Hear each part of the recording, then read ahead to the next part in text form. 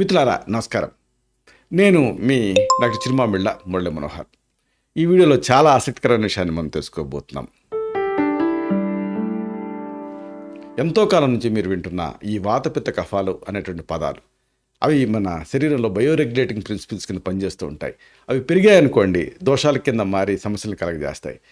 అవి సమస్థితిలో ఉంటే చక్కటి ఆరోగ్యాన్ని మీరు ఎంజాయ్ చేయొచ్చు. కాబట్టి ఇవి పెరగకూడదు, తగ్గకూడదు, సమస్థితిలో ఉండాలి. ఇంతకీ ఈ వాతపిత్త కఫాలు అవి మీ ప్రకృతిని కూడా డిసైడ్ చేస్తుంటాయి, మీ బాడీ టైప్ని. అప్పుడు వాటి వాతం బలీయంగా ఉందనుకోండి ఎలాంటి తినాలి, పిత్తం ఎక్కువ ఉందనుకోండి ఎలాంటి ఆహారాలు తినాలి, కఫం ఎక్కువ ఉంటే ఎలాంటి ఆహారం తినాలి. అలాగే తింటే అప్పుడు ఆ కఫ ప్రకోపం జరగకుండా మిమ్మల్ని ఇబ్బంది పెట్టకుండా ఉంటుంది. కాబట్టి ఈ సమాచారం చాలా కీలకం. కాబట్టి ప్రతి వాళ్ళు దీన్ని తెలుసుకోవాలి. ఆయుర్వేదంలో ఇది అసలైన బ్యూటీ. అంటే ఏంటంటే medicine to A level of common man అంటారు.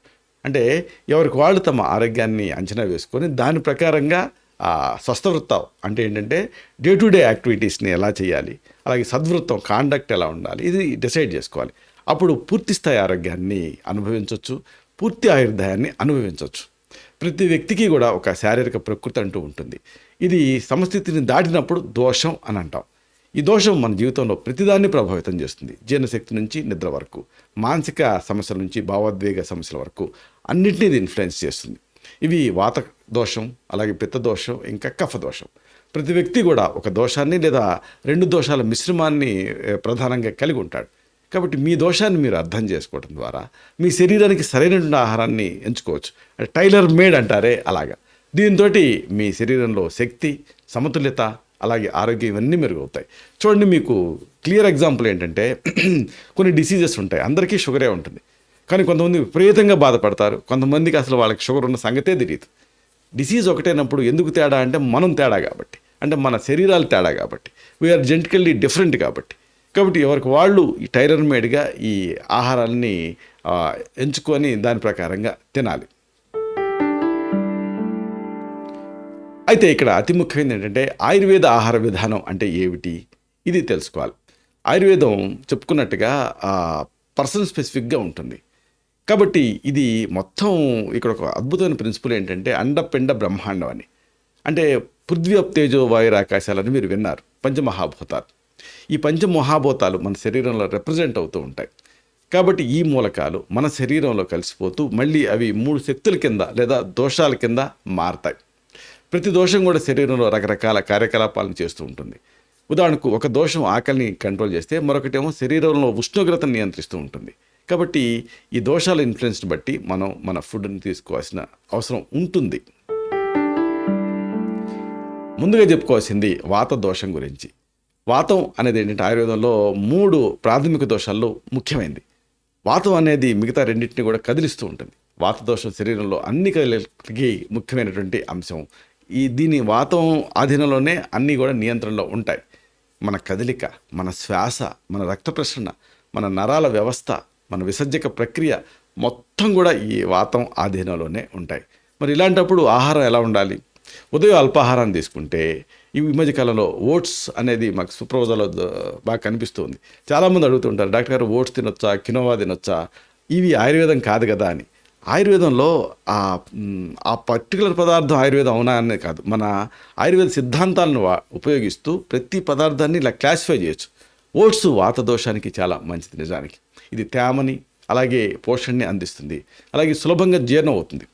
ఓట్స్లో పాలు, నెయ్యి, బాదం ఇలాంటివి కలిపి ఉండొచ్చు. అప్పుడు దాంట్లో ఉండేటటువంటి ఆ గురుత్వం లేకపోతే ఆ ఫైబర్ నేచర్ కాస్త ప్యాసిఫై అవుతుంది.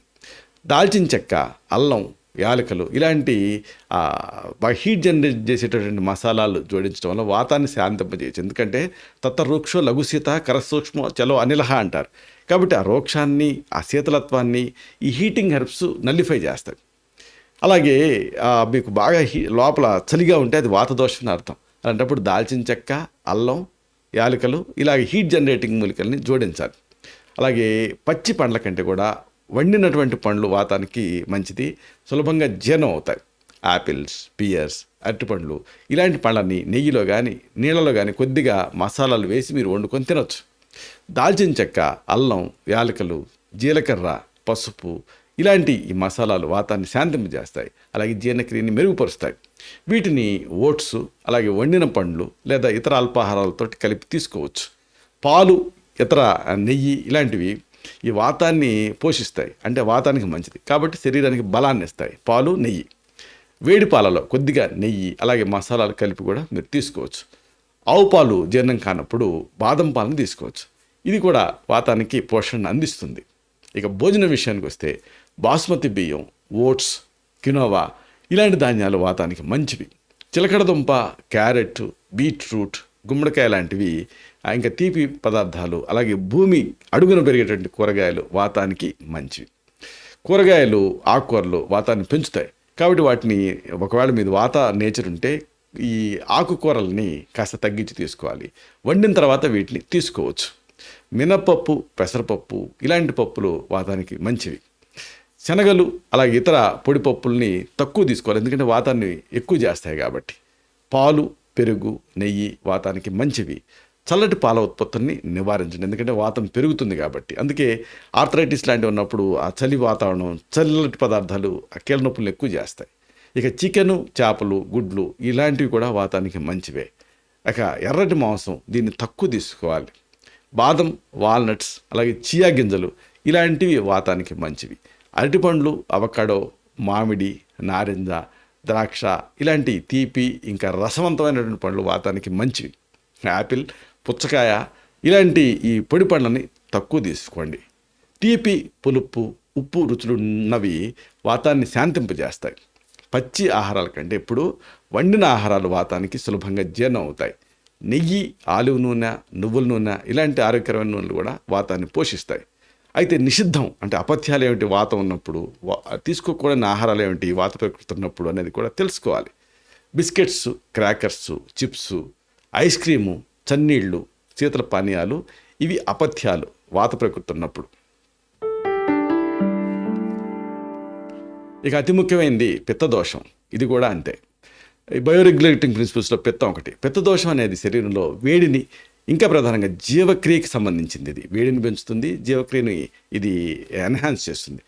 పిత్తదోషం పెరిగిందనుకోండి శరీరంలో మంట ఉంటుంది, ఎసిడిటీ ఉంటుంది, చర్మ సమస్యలు వస్తాయి, కోపం, చిరాకు ఇలాంటి మానసిక వైరుధ్యాలు ఇబ్బంది పెడతాయి. కాబట్టి పిత్తదోషాన్ని శాంతింపజేసే ఆహారాలను తీసుకోవడం చాలా ముఖ్యం. అల్పాహారం విషయానికి వస్తే పిత్తాన్ని శాంతింపజేసేది ఏమిటి అంటే చల్లటి, తీయగా ఉండేటటువంటి, చేదు, వగరు రుచులు ఉండేటటువంటి ఆహారాలు. అంటే ఎలా ఉండాలి? ఉదయం అల్పాహారం, ఉదయం పూట ఖాళీ కడుపుతో కొబ్బరి నీళ్ళు తాగటం పిత్తానికి చాలా మంచిది. అలాగే మెంతుల్ని రాత్రంతా నానబెట్టి ఉదయం ఆ నీళ్ళని తాగటం కూడా పిత్తాన్ని శాంతింపజేస్తుంది. అల్పాహారం విషయంలో తీపి అలాగే చేదు రుచులు ఉండేటటువంటి వాటిని తీసుకోవటం వల్ల పిత్తదోషం సమతుల్యం అవుతుంది. ముఖ్యంగా పుచ్చకాయ, కర్బూజా, మామిడి, ద్రాక్ష, యాపిల్, దానిమ్మ ఇలాంటివి మంచివి. ఆకుకూరల విషయానికి వస్తే పాలకూర, కొత్తిమీర, క్యారెట్, దోసకాయ, బ్రకోలీ, కాలీఫ్లవర్, ఓట్స్, బాస్మతి బియ్యం, బార్లీ, పాలు, పెరుగు, పన్నీర్ అంటే చల్లటిది ఇవన్నీ మంచివి. అయితే భోజనం ఎలా ఉండాలి? పిత్తదోషం ఉన్నప్పుడు అంటే పిత్త ప్రకృతి ఉన్నప్పుడు అనేది తెలుసుకోవాలి. బాస్మతి బియ్యం, బార్లీ, ఓట్స్, గోధుమలు వీటిని తక్కువ పరిమాణంలో తీసుకుంటూ ఉండొచ్చు. పెసరపప్పు, శనగపప్పు, కందిపప్పు, పాలు, పెరుగు, పన్నీర్ ఇలాంటి వీటితో ఉన్నటువంటి అన్నం ఇది మంచిది. కూరగాయల విషయానికి వస్తే బిర్యానీ, ఇంకా రైతా ఇలాంటివి తీసుకోవచ్చు. కూరగాయలు కూడా తీసుకోవచ్చు. చపాతీలు, దీంతో కూరగాయల కూర కలిపి తీసుకుంటూ ఉండాలి. ఆకుకూరలు ముఖ్యంగా పాలకూర, కొత్తిమీర, మెంతికూర, క్యారెట్, దోసకాయ, బ్రకాలీ, కాలీఫ్లవర్, క్యాబేజ్, బీన్స్, బఠానీ, గుమ్మడికాయ ఇలాంటివి తీసుకుంటూ ఉండాలి. ముఖ్యంగా పుచ్చకాయ, కర్బూజా, మామిడి, ద్రాక్ష, యాపిల్, దానిమ్మ, అవకాడో, కొబ్బరి ఇలాంటివి మంచిది. సిట్రస్ పండ్లు ఉంటాయి అంటే నిమ్మ, నారింజ, గ్రేప్ ఫ్రూట్స్ వీటిని తక్కువ తీసుకోవాలి. అయితే అసలు పూర్తిగా నిషేధించాల్సింది ఏమిటి? మీది పిత్త ప్రకృతి అంటే హీట్ అయితే అంటే వేయించిన ఆహారాలు అంటే ఫ్రెంచ్ ఫ్రైస్, చిప్స్, పూరీలు, పులియబెట్టినటువంటి ఆహారాలు అంటే ఇడ్లీ, దోశ, ఊరగాయలు, ఇంకా మసాలాలు అంటే మిరపకాయ, అలాగే అల్లం, వెల్లుల్లి, ఆవాలు, నల్ల మిరియాలు, పెప్పర్ అంటారు ఇలాంటివి పిత్త ప్రకృతి ఉన్నప్పుడు, హీట్ ఉన్నప్పుడు మానేయాలి. సిట్రస్ పండ్లు అంటే నిమ్మ, నారింజ, గ్రేప్ ఫ్రూట్స్ కూడా, ఉప్పు ఎక్కువగా ఉండేటువంటి ఆహారాలు కూడా మానేయాలి. ఆల్కహాలు, కెఫీన్ లాంటివి కూడా తీసుకోకూడదు. ఇదంతా పిత్తం గురించి. మరి ఇంకొక ముఖ్యమైనటువంటి బయోరెగ్యులేటింగ్ ప్రిన్సిపల్ ఉంది.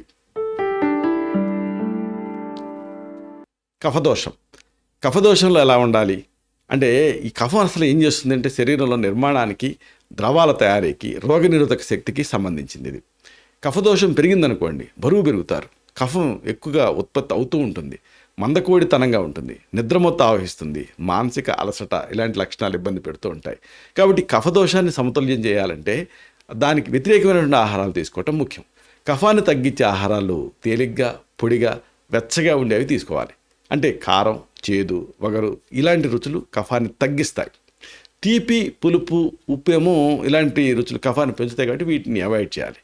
ధాన్యం విషయానికి వస్తే బార్లీ, మొక్కజొన్న, వరి. కూరగాయల విషయానికి వస్తే ఆకుకూరలు, ముఖ్యంగా పాలకూర, మెంతికూర, క్యాబేజ్, కాలీఫ్లవర్, బెండకాయ, మిరియాలు, ఉల్లిపాయలు, వెల్లుల్లి ఇవి మంచివి కఫదోషంలో. పండ్లు విషయానికి వస్తే చాలామంది కఫం ఉన్నప్పుడు అడుగుతూ ఉంటారు.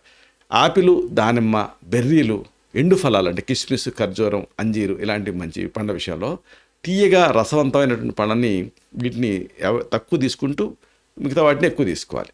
పప్పుల విషయానికి వస్తే ఒకవేళ కఫదోషం అయితే పెసరపప్పు, శనగపప్పు, కందిపప్పు మంచివి.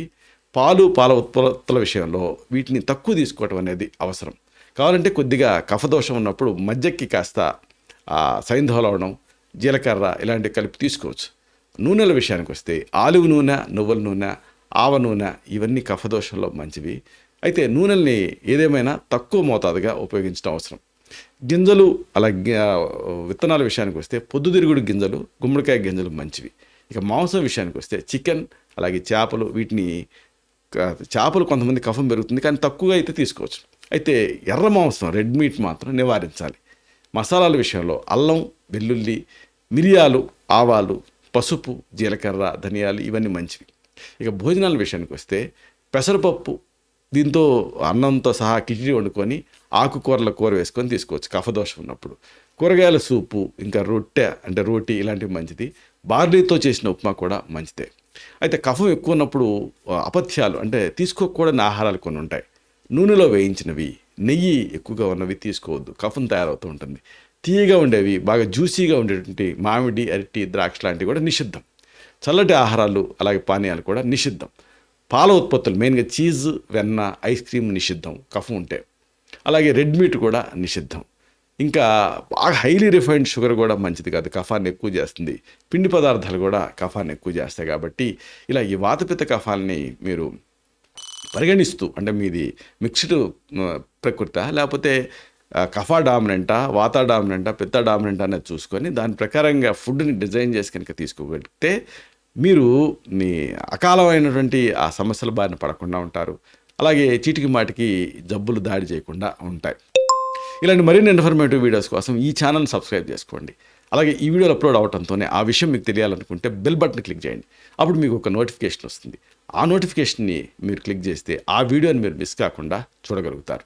అన్నిటికీ మించి ఈ వీడియో మీకు నచ్చితే, దీంట్లోని విషయాలు మీకు ఉపయోగపడితే లేదా ఉపయోగపడతాయని మీరు అనుకుంటే అప్పుడు థమ్స్అప్ బటన్ అంటే లైక్ బటన్ క్లిక్ చేయండి. అప్పుడు ఇది మరింత ఎక్కువ మందికి రికమెండ్ అవుతుంది. ఈ వీడియో తలకు పర్పస్ సర్వ్ అవుతుంది. అంటే అందరికీ ఆరోగ్యం అన్న మన అభిలాష, మన ఆకాంక్ష నెరవేరుతాయి. శతం జీవ శరదో వర్ధమానః, శతం హేమంతాన్ శతం వసంతాన్. 100 శరత్తులు, 100 హేమంతాలు, 100 వసంతాలు వర్ధిల్లుతూ జీవించండి. Stay healthy, stay happy, be positive, keep smiling. Love you all. శుభం.